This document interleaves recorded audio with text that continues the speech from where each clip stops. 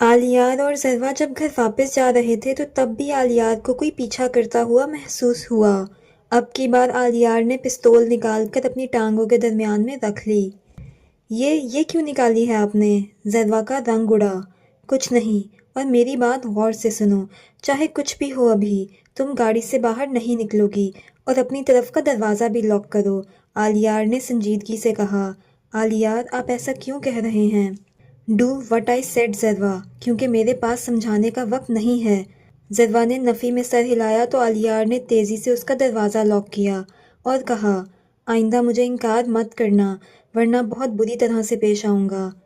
इतने में एक गाड़ी ने आलियार की गाड़ी के सामने ब्रेक लगाई। गाड़ी के इस तरह अचानक सामने आ जाने की वजह से आलियार को भी मजबूरन ब्रेक लगानी पड़ी। ब्रेक लगाते वक्त उसकी नज़र ज़रवा के चेहरे पर पड़ी तो उसे खौफ साफ दिखाई दिया। आलियार को इस लम्हे अपनी नहीं, सिर्फ अपने साथ बैठे वजूद की परवाह थी। वो नहीं चाहता था कि उसकी दुश्मनी में ज़रवा के साथ कुछ बुरा हो, इसलिए उसने फुर्ती से ज़रवा का सर नीचे किया। जब तक मैं ना कहूँ उठना ना, अब इसे मेरा हुक्म समझ लो या दरख्वास्त, मगर प्लीज़ उठना नहीं। ये कहकर वो पिस्तौल हाथ में पकड़कर गाड़ी से बाहर निकल गया और ज़रवा अंदर बैठी मुंह पर हाथ रखे अपनी सिसकियां रोकने की कोशिश करने लगी। आलियार के सामने कुछ फासले पर 3 लोग हाथ में पिस्तौल लिए खड़े थे। अब तू कहाँ जाएगा एसएसपी?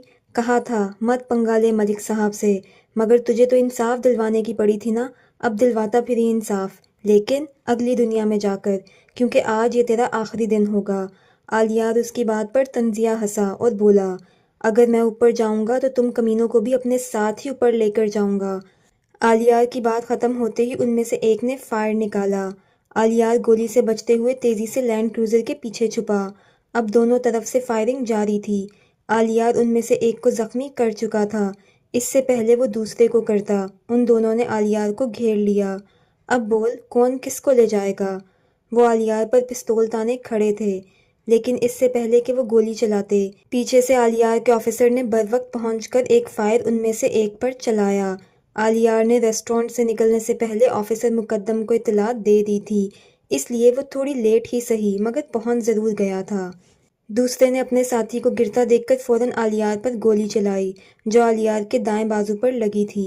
आलियार ने तकलीफ के बावजूद खुद को संभालते हुए उस पर फायर निकाल दिए और उसे मौत के घाट उतार दिया। इस कमीने की लाश उठाओ और मलिक के घर के सामने फेंक दो, और ये जो बाकी 2 हैं, इनका इलाज करवाओ, बयान लो और मीडिया पर यह खबर फौरन फैला दो कि मलिक शाहजेब ने एसएसपी महर आलियार हैदर पर कातिलाना हमला करवाया है। आलियार हुक्म देता हुआ बोला, इस मलिक को तो अब मैं छोड़ूंगा नहीं, मुझ पर गोली चलवाने का अंजाम भुगतेगा वो। आलियार ने मुठियां भींच कर कहा और गाड़ी की जानिब बढ़ गया। आलियार गाड़ी का दरवाज़ा खोलने ही वाला था जब ऑफिसर मुकद्दम बोला, सर आपका बाजू जख्मी है, अगर कहें तो मैं ड्राइव कर लूं? नहीं, तुम्हें जितना कहा है बस वो करो। आलियार ने संजीदगी से जवाब देते हुए दरवाज़ा खोला और अपनी सीट संभाली। उसने देखा कि ज़रवा अभी भी उसी पोजीशन में बैठी है। उसने ज़रवा पर गुस्सा सिर्फ इसलिए किया था क्योंकि उसके पास समझाने का वक्त नहीं था, और अगर वो नरमी से कहता तो यकीनन ज़रवा उसे गाड़ी से बाहर निकलने ना देती, और वो ज़रवा की मौजूदगी में कोई रिस्क नहीं ले सकता था कि जिससे उसकी जान को ज़रा सा भी खतरा होता। ज़रवा उठो, वो उसके बालों पर हाथ चलाता हुआ नरमी से बोला।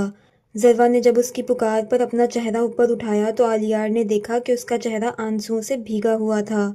आप अब भी वैसे ही हैं। आप अब भी अपना फैसला मुसल्लत करके गए कि मैं गाड़ी से बाहर ना निकलूं, अपना सर नीचे कर लूं। लेकिन क्या आप जानते हैं, बाहर मुसलसल गोलियां चलने की वजह से अंदर मुझ पर क्या कयामत गुजर रही थी? वो आलियार को पीछे धक्का देती हुई बोली, इस बात से अनजान कि उसका बाजू पहले ही जख्मी है। आज अगर आपको कुछ हो जाता तो क्या मुझे जिंदगी भर ये पछतावा ना रहता कि मैं कुछ ना कर सकी? आप बहुत बुरे हैं। ये कहते ही वो उसके सीने से लगी रोने लगी, तो आलियार बस खामोशी से बाएं हाथ से उसकी पीठ सहलाता रहा। ज़रवा, अब चुप भी कर जाओ, देखो तुम्हारे सामने हूँ और बिल्कुल ठीक हूँ। ज़रवा ने जब अपना सर ऊपर उठाया तो उसे अपने हाथ पर किसी चीज़ का एहसास हुआ। ये क्या है? ये कहाँ से आया? वो अपने हाथ पर खून देखती हुई बोली, गोली लगी है बाजू पर, और कहाँ से आना है? आलियार ने ऐसे बताया जैसे ये कोई बहुत ही मामूली बात हो। गोली? आपने पहले क्यों नहीं बताया? ज़रवा ने गुस्से से पूछा। तुमने पहले मुझे बोलने का मौका ही कब दिया था जो मैं बताता? چلیں جلدی کریں، ہمیں ہسپتال جانا ہوگا۔ نہیں بلکہ ایسا کریں آپ اتریں، میں ڈرائیو کرتی ہوں کیونکہ آپ سے نہیں ہوگی، وہ بھرائی ہوئی آواز میں بولی۔ آلیار نے اس کی بات پر آئی برو چکا کر اسے دیکھا، جیسے کہنا چاہ رہا ہو واقعی کسی زمانے میں رابی نے مجھے سکھائی تھی اور مجھے لگتا ہے کہ میں چلا سکتی ہوں۔ وہ گاڑی کا دروازہ کھولتی ہوئی بولی، لیکن آلیار نے اس کی کلائی پکڑ کر اسے روکا۔ مسز آلیار، مجھے ہسپتال جانا ہے، اللہ تعالیٰ کے پاس نہیں جو میں تمہیں ڈرائیو کرنے دوں۔ وہ آنکھ مار کر بولا۔ آپ کو اب بھی مذاق سوجھ رہا ہے؟ آپ کو کیا لگتا ہے گولی لگنا مذاق ہے؟ میری طرف سے جہاں مرضی جائیں، اور اب مجھ سے بات مت کیجیے گا۔ وہ غصے سے بول کر شیشے سے باہر دیکھنے لگی۔ ابیر نے گھر پہنچتے ہی خود کو کمرے میں بند کر لیا اور ریان لاؤنج میں سر ہاتھوں میں گرائے بیٹھا رہا۔ اسے سمجھ نہیں آ رہی تھی کہ اب کن الفاظ میں اسے تسلی دے، کیونکہ اس لڑکی کی مصیبتیں کم ہونے کی بجائے بڑھتی جا رہی تھیں۔ وہ آگے کے بارے میں سوچ رہا تھا کہ اب ابیر کیا فیصلہ کرے گی، وہ کہاں جانے کی ضد کرے گی، کیونکہ اسے اس بات پر پورا یقین تھا کہ وہ زیادہ دیر اس کے پاس نہیں رہے گی۔ یہی سوچ سوچ کر وہ بے چین ہو رہا تھا، کیونکہ وہ اسے اکیلا کہیں بھی رہنے نہیں دے سکتا تھا۔ اس کا دل اس بات پر راضی نہیں ہو رہا تھا۔ کافی گھنٹے گزرنے کے بعد بھی جب ابیر نے دروازہ نہیں کھولا تو اس کی پریشانی میں مزید اضافہ ہوا۔ اس نے دروازہ کھٹکھٹایا اور کہا، ابیر دروازہ کھولیں، شام سے رات ہو گئی ہے اور آپ اب تک باہر نہیں آئی۔ ابیر نے ریان کی آواز سنی مگر جواب نہیں دیا۔ ابیر، آپ ٹھیک ہیں؟ آپ نے خود کو کوئی نقصان تو نہیں پہنچایا؟ آپ کچھ بولیں تو صحیح تاکہ مجھے تسلی ہو کہ آپ ٹھیک ہیں۔ وہ 20 منٹ سے مسلسل دروازہ کھٹکھٹا رہا تھا۔ ابیر، میں آخری مرتبہ کہہ رہا ہوں دروازہ کھولیں ورنہ میں یہ دروازہ توڑ دوں گا، سنا آپ نے؟ اب کی بار وہ غصے سے بولا۔ اس سے پہلے کہ ریان کوئی ایکشن لیتا، ابیر دروازہ کھول کر پلٹ چکی تھی۔ ریان نے اس کا بازو پکڑ کر اسے روکا اور اس کا رخ اپنی طرف کیا تو اسے حیرت کا جھٹکا لگا، کیونکہ کل ہی تو وہ تھوڑی بہتر ہوئی تھی اور آج پھر کچھ ہی گھنٹوں میں صدیوں کی بیمار لگ رہی تھی۔ وہ پرپل کیپری شرٹ پہنے ہوئے تھی، سفید دوپٹہ کندھے پر جھول رہا تھا، چہرہ زرد تھا، آنکھیں رونے کی وجہ سے سوج چکی تھیں، گھنگھرالے بال بکھرے ہوئے تھے اور کچھ لٹیں چہرے پر جھول رہی تھیں۔ ابیر اپنا بازو چھڑا کر چپ چاپ کھڑکی کے پاس جا کر کھڑی ہو گئی۔ میں آپ سے صرف اتنا کہوں گا کہ صبر کریں، اب تک اتنے غم برداشت کیے ہیں، ایک یہ غم بھی سہ لیں۔ وہ اس کے ساتھ کھڑا ہوتا ہوا بولا۔ کہنا آسان ہے ریان، کرنا مشکل ہے، وہ کھڑکی سے باہر دیکھتی ہوئی بولی۔ آپ صحیح کہہ رہی ہیں، لیکن کیا آپ نہیں جانتی کہ اللہ صبر کرنے والوں کے ساتھ ہے؟ اس ذات نے ضرور آپ کے لیے کچھ بہتر سوچا ہوگا۔ اس سے پہلے ابیر کوئی جواب دیتی، ریان کی نظر اس کے پاؤں پر پڑی، جن سے آج زیادہ چلنے کی وجہ سے پھر سے خون بہنے لگا تھا۔ سب چھوڑیں، فی الحال آپ بیڈ پر آئیں، ہم بیٹھ کر بات کرتے ہیں، کیونکہ کھڑے رہنے کی وجہ سے آپ کے پاؤں کی پھر سے وہی حالت ہو گئی ہے۔ ابیر نے ایک نظر ریان کو دیکھا، پھر چپ چاپ جا کر بیڈ پر بیٹھ گئی۔ کچھ لمحے تو ابیر کچھ نہیں بولی، پھر جب بولی تو ریان کے دل کو کچھ ہوا۔ ریان، میں تنہا رہ گئی ہوں۔ آپ اکیلی نہیں ہیں، اللہ تعالیٰ ہے آپ کے ساتھ، اور ان کے بعد میں ہوں آپ کے ساتھ۔ آپ اتنا منفی مت سوچیں اور یاد کریں، اگر اللہ تعالیٰ نے اس رات آپ کو آزمائش میں ڈالا تھا تو نکالا بھی انہی نے تھا۔ کیا اللہ تعالیٰ نے ایک ہی رات میں 2 بار آپ کی عزت کی حفاظت نہیں کی تھی؟ وہ نرمی سے پوچھنے لگا۔ کی تھی نا؟ ریان نے دوبارہ پوچھا تو ابیر نے اس بات میں سر ہلایا۔ تو بس فکر نہ کریں اور خدا پر بھروسہ رکھیں۔ ابیر، جانتی ہیں، ہر وہ شخص جو دکھ سے گزر رہا ہوتا ہے، اسے لگتا ہے کہ اس دنیا میں اس سے زیادہ دکھی اور کوئی ہو ہی نہیں سکتا، لیکن دنیا میں اور لوگ بھی ہیں جو آپ سے یا مجھ سے کہیں زیادہ دکھی ہیں۔ مگر ریان، اللہ تعالیٰ مجھ سے سب کچھ لے لیتے لیکن میری ماں نہ لیتے۔ ابیر، آپ جانتی ہیں میری ماں بھی نہیں ہے، مگر میں نے تو کبھی خدا سے شکوہ نہیں کیا، میں اس کی رضا میں راضی ہوں۔ وہ سامنے بیٹھا بہت نرمی سے سمجھا رہا تھا اور ابیر کافی حد تک سمجھ بھی چکی تھی۔ اچھا، مجھے یاد آیا، ایک دفعہ آپ نے ذکر کیا تھا کہ جن کے ساتھ آپ رہتی ہیں وہ آپ کے بابا نہیں ہیں، تو کیا آپ کو اپنے سگے بابا کا نہیں پتا؟ ریان نے کچھ سوچتے ہوئے پوچھا۔ ابیر پہلے تو غائب دماغی سے ریان کو دیکھتی رہی، پھر اچانک اسے اپنی ماں کی بات یاد آئی۔ وہ خود پر گزری قیامت کی وجہ سے بھول ہی گئی تھی کہ اس کی ماں نے کہا تھا کہ اگر کبھی انہیں زندگی میں کچھ ہو جاتا ہے تو وہ سیدھا اپنے باپ کے پاس جائے۔ موبائل دیں، مجھے میل دیکھنی ہے، وہ تیزی سے بولی۔ کیا ہوا؟ امی نے مجھے بابا کے گھر کا ایڈریس اور ایک خط میل کیا تھا اور کہا تھا کہ اگر زندگی میں ایسے حالات آئیں جب انہیں کچھ ہو گیا یا مجھے اس گھر سے جانا پڑا تو میں سیدھا ان کے پاس جاؤں۔ ریان نے جیب سے موبائل نکال کر اسے پکڑایا۔ تیزی سے انگلیاں چلاتے ہوئے اس نے میلز کھولیں اور پڑھنے لگی، جہاں نام، شہر اور گھر کا پتہ لکھا تھا۔ عبیر نے موبائل ریان کے ہاتھ میں تھمایا اور کہا، یہ ہے ان کا پتہ۔ ریان نے جیسے ہی وہ ایڈریس دیکھا تو اس پر حیرتوں کے پہاڑ ٹوٹے۔ وہ کبھی عبیر کو دیکھتا تو کبھی نام اور ایڈریس کو۔ یہ کیا؟ وہ یکدم کھڑا ہو گیا۔ یعنی عبیر چچا جان کی بڑی بیٹی ہے؟ وہ منہ ہی منہ میں بڑبڑایا، یا میرے خدا، میں کیسے نہ پہچان سکا یہ چہرہ جو ذروا سے ملتا تھا۔ وہ خود پر حیران ہو رہا تھا۔ کیا ہوا آپ کو؟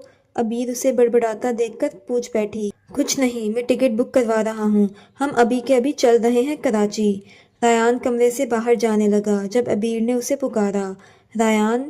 ہاں؟ اس نے پیچھے مڑ کر دیکھا۔ جیسے میری ماں نے دوسری شادی کی ہوئی تھی اور ان کے شوہر نے مجھے قبول نہیں کیا تھا، اگر بابا نے بھی دوسری شادی کی ہوئی تو؟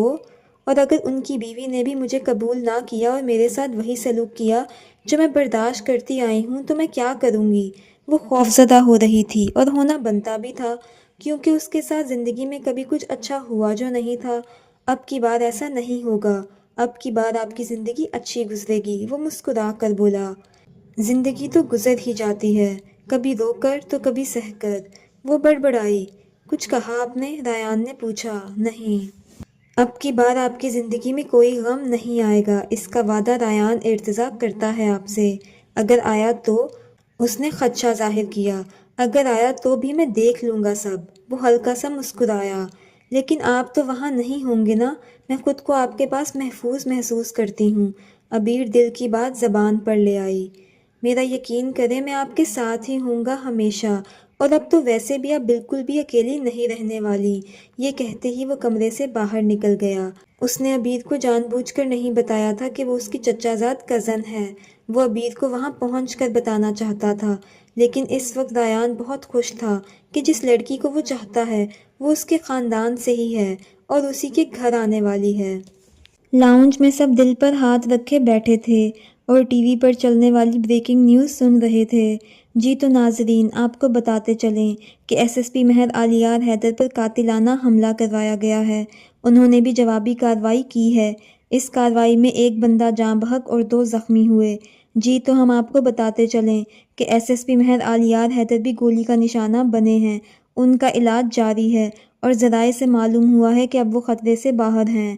کال ملاؤ میرے بچے کو، تہمینہ بیگم دل برداشتہ ہو کر بولیں۔ اس سے پہلے کہ کوئی کال کرتا، لاؤنج کا دروازہ کھلا اور علیار اور ذروہ اندر آتے ہوئے دکھائی دیے۔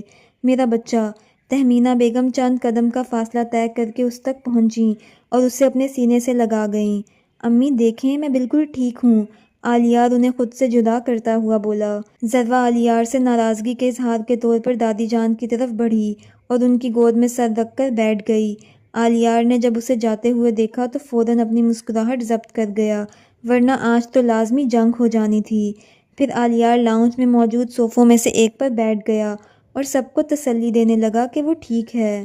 علیشا سیڑھیوں پر کھڑی آنسو ضبط کرنے کی کوشش کر رہی تھی جب علیار کی نظر اس پر پڑی۔ علیشا گڑیا، وہاں کیوں کھڑی ہو؟ یہاں آؤ میرے پاس۔ علیار نے بلایا تو علیشا بھاگتی ہوئی اس کے پاس آئی اور اس کے کندھے پر سر رکھ کر بیٹھ گئی۔ ارے میرا بچہ، میں بالکل ٹھیک ہوں، اب یوں رو کر مجھے پریشان تو نہ کرو، اور ایک تو مجھے سمجھ نہیں آتی کہ لڑکیوں کے پاس آخر اتنے آنسو آتے کہاں سے ہیں۔ علیار نے کہا علیشا کو تھا، لیکن طنز اس نے ذروہ کو لگایا تھا۔ ذروہ نے غصے بھری نظروں سے علیار کو دیکھا۔ دوسری طرف علیار کو اسے چھیڑنے میں مزہ آ رہا تھا۔ چلو بیٹا، تم اپنے کمرے میں جاؤ اور آرام کرو، میں کچھ کھانے کو بھجواتی ہوں۔ تہمینہ بیگم یہ کہتی ہوئی کچن کی جانب بڑھ گئیں۔ علیار بیڈ کے دائیں جانب لیٹا ہوا تھا جب ذروہ ٹرے پکڑے اندر داخل ہوئی۔ اس نے ٹرے سائڈ ٹیبل پر رکھی اور خود جا کر صوفے پر بیٹھ گئی۔ علیار نے دیکھا کہ وہ واضح طور پر اس سے خفگی کا اظہار کر رہی ہے۔ بیڈ پر آ جاؤ یار، وہاں کیوں بیٹھی ہو؟